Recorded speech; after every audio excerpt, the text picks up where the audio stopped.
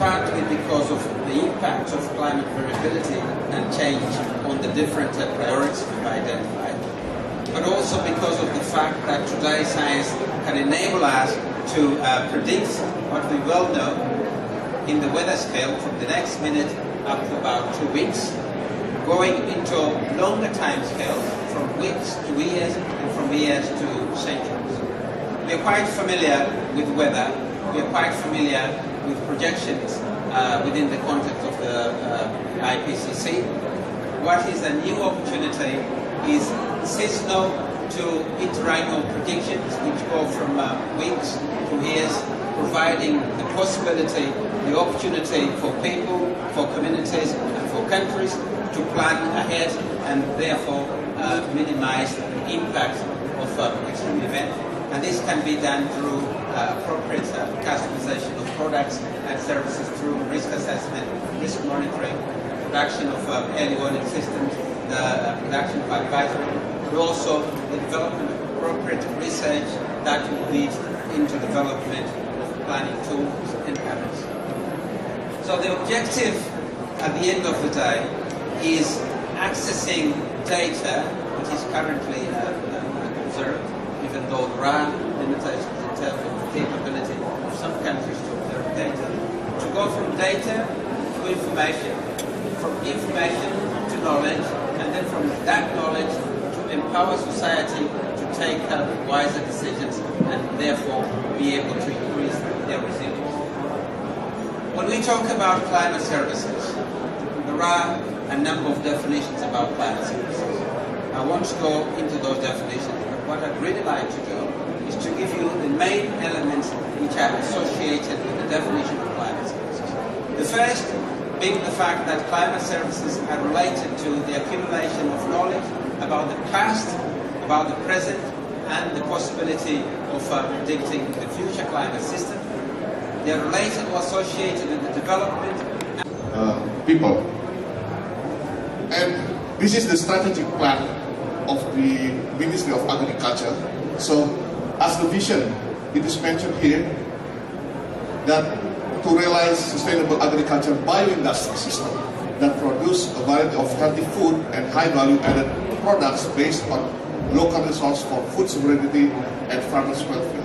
And the mission also mentioning about agriculture bioindustry. What is the meaning of bioindustry, agriculture bioindustry itself? So I will go for that after the other slides. So, the agriculture development challenge. Here we put climate change and environmental damage as one of the challenges of agriculture development in Indonesia for the future. And what we have here, the information that in Indonesia, based on the historical natural hazard that are from 1907 to 2000, that the increase of extreme climate events, the frequency is higher. And number of tropical depression, tropical storms and typhoons also increase, and this cost in Indonesia of more than 1.5 in 2008 is cost more than 1.5 billion US dollar. On the other hand, agriculture also contributes to greenhouse gas emission. And according to the FAO 2014, the increase, 40% of increase of greenhouse gas emission from agriculture was recorded. So this is rice field produce methane and nitrous oxide, manure, and etheric fermentation from livestock. And I would like to mention a little bit about what is happening in regards to paddy rice in Indonesia. So, since the Green Revolution has been launched in 1960, rice production in Indonesia rose 40% from the early period of rice intensification program. But the rate increase was highly volatile due to extreme climate anomalies and pest diseases.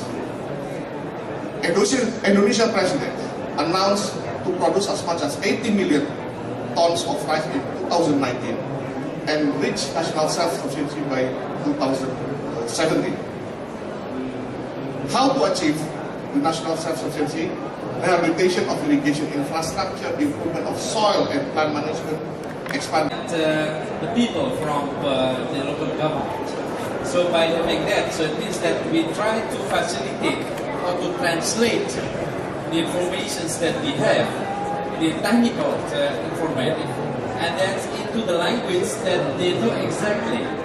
They know how to implement in the local area, so that they can explain it to the farmers directly.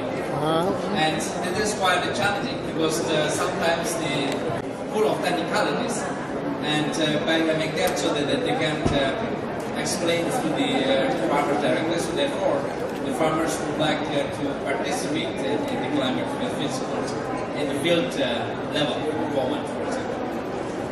Thank you. With respect to the question about access to tools to predict, since the Climate Outlook Forum started in 1996, the World Meteorological Organization has been supporting regional centers. For the case of West Africa, is ACMED, African Center for Meteorological Applications for Development. There are other centers in Africa, such as IPAC and SADC Climate Center. The Climate Outlook Forum itself is a process that has two components. The first part of the process involves training of meteorologists who come a few days, and each meteorologist brings its own data, which they use to generate the forecast for each respective country.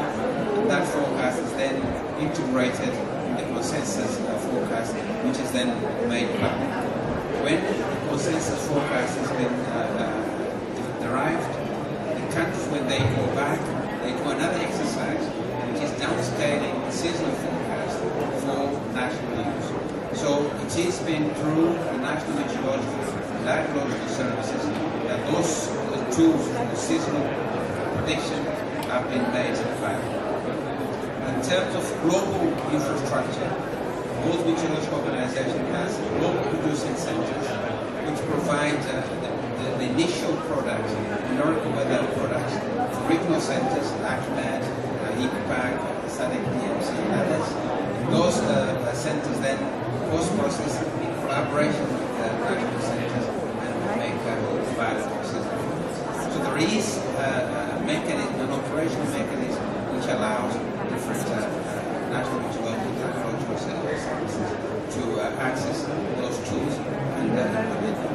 Together with that, there has been quite a lot of training implemented, which has allowed countries to start generating systems. Now, the next stage is where the global framework for climate services is contributing through organization of National Climate Outlook Forum. I don't know if in your case you've already attended one such event, but these are events which are being promoted in various parts of the world, so that the National Meteorological Services, together with the environmental agencies and different stakeholders, can come together the forecast and start arriving at time and can be expected in many different situations. Thank you for your answers. Is there any more questions? If not, because of the time, maybe we can finish the stations. I would like to wrap up the stations by saying that agriculture adaptations and mitigation efforts are equally important, and it is imperative to encourage the synergy between adaptations and mitigation efforts in agriculture. Please give a round of applause again for our panelists. And with Pak Felipe and also Pak Anton. Before we close the stations, we would like to invite Pak Andi to give a token of appreciations to other speakers, to Pak Felipe and also Pak Anton.